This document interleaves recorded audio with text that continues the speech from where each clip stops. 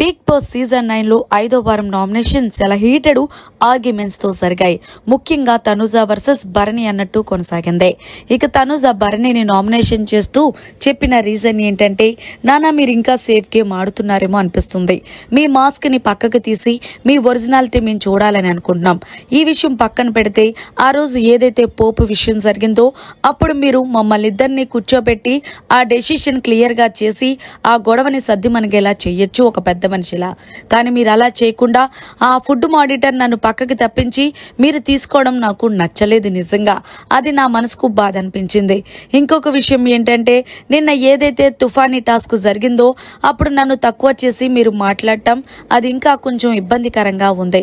ఏదేమైనా సరే మీరు ఇంకా మీ మాస్క్ ను తీసి గేమ్ ను బయటకి చూపించాలని కోరుకుంటున్నానంటూ తనుజ చెప్పడంతో భరణి కొంచెం ఎమోషనల్ అయినప్పటికీ నేను ఒక రీజన్ అయితే చెప్తాను.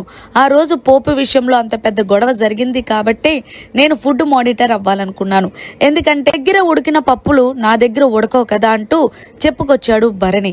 మరి మొత్తానికి తనుజ భరణిని నామినేషన్ చేయడం ఫెయిరా లేకపోతే అన్ఫెయిరా, ఈ పాయింట్ కరెక్టా లేదంటే తప్ప అనేది జర కామెంట్ రూపంలో తెలియజేయండి. మరిన్ని లేటెస్ట్ లైవ్ అప్డేట్స్ కోసం చూస్తూనే ఉండండి మీడియా కార్నర్.